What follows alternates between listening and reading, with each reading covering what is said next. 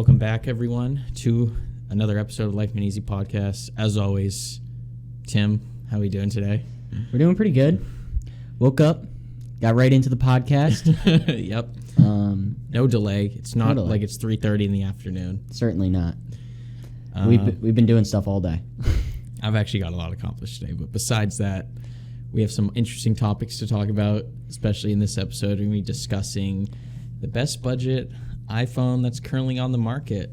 I have a different opinion than Tim, and even though I'm an Android person, I still like to discuss the best of the best smartphones, and when it comes to budget iPhones, I think it's a pretty interesting topic, and we have differing opinions, which is always great for having a discussion.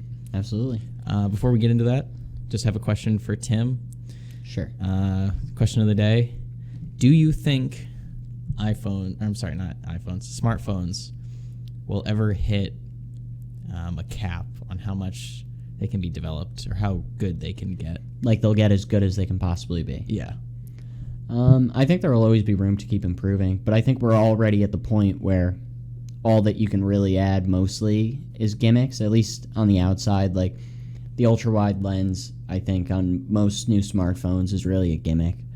But as far as on the inside, I do like a lot of what Apple's doing recently with the neural engines and like the AI inside of the phones. Right. I do think that there's some room there and for other features like that. So we'll see. I'd say that, we discussed this in economics, the utility function, how your marginal utility always drops over time. Yeah. When it comes to quantity of consumption. And I think that's the same thing with smartphones, not utility, just the marginal difference between, or the marginal upgrades is definitely decreasing. I'd agree. I think the function of utility looks like the log function. It does actually. Yeah. No, it actually does. So. Okay, so we'll move into the actual topic here today. Do you want me to start, or do you want to you can say your opinion Okay, first. I'll say my opinion first. Maybe we can go back and forth. Share yours. Okay, so for my favorite budget iPhone, and remember, I don't like iPhones for the most part, but I do like this iPhone. It's because of the price. Right now, I think the best budget iPhone out there is the iPhone 6S. So the 6S came out in, I hope I really don't get my dates wrong, 2015? Yeah, that sounds about right. I think 2015. So it's 5 years old at this point. Just double check that real quick. And that was the first iPhone to have rose gold. Did you know that? I did not. Yeah, September 2015 it came out. It also had the ugliest antenna bands I've ever seen, but that was copying the 6. Yeah, it inherited those. Yeah. And for me, another reason to add on why I think it's the best one is because it's the newest iPhone that retains the headphone jack. The newest one with the headphone jack. Yes. The 7, which came after it, got rid of it. So I think the headphone jack is still useful. In my case, I just used it to record a YouTube video with an external mic.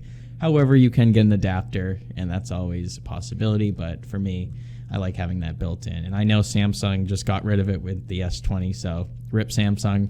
LG is the last standing headphone jack company. So I've always viewed the headphone jack as a design flaw, not a feature. Just saying. So he has a complete differing opinion on that for the headphone jack, but I think we can agree that the 6 compared to the 6S was a huge jump in performance. It was. Was that the second or third year of Apple processors? I think. All right, let's go to the Wikipedia. Yeah, you might have to look that up. The iPhone 6S released with the Apple A9 chip, and this was like, if you look up Geekbench scores, you can definitely see a massive difference between the 6S and the 6. And what was great about the A9 chip is that they shoved it in the SE too. Yeah. Which made which housed the 5S body, and they just shoved the new A9 chip in there, which sped the phone up an absolute ton. And I think that's why the SE sold so well. And I think the SE2 is going to sell really well since it retains the iPhone. Yeah, so technically iPhone 6S's body again. Mm-hmm. Or you could say it's iPhone 8. When the new SE. Yeah. So I don't know. I'd say it's budget. I actually own a 6S for About how much do they sell for now? You can get one for $99 at Walmart. Mm-hmm. And are they sellable? I'm struggling with that right now. I'm in the flip cell phone game right now, and it's not going very well. I currently have a lot of assets, and I need to turn those assets into cash very quickly. Kind of feels like 2008. Yeah. Yeah, so I agree. The 6S, solid phone. It was a huge jump.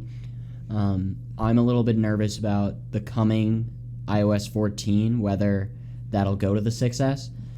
But certainly it does have iOS 13, and it stands a better chance, I think, of getting iOS 14 than the 6 stood of getting iOS 13. I think the 6. If that thought made any sense. I think the 6S might be done in terms of software updates. You think it got its last one? I think 13 was the last one. There might be hope for 14, but that's pushing it. I don't think the processor can handle that at this point. And Apple, I don't think, wants to slow down your phone. Yeah, well, not anymore. They might have to disclose that these days, or they might get sued or something like that.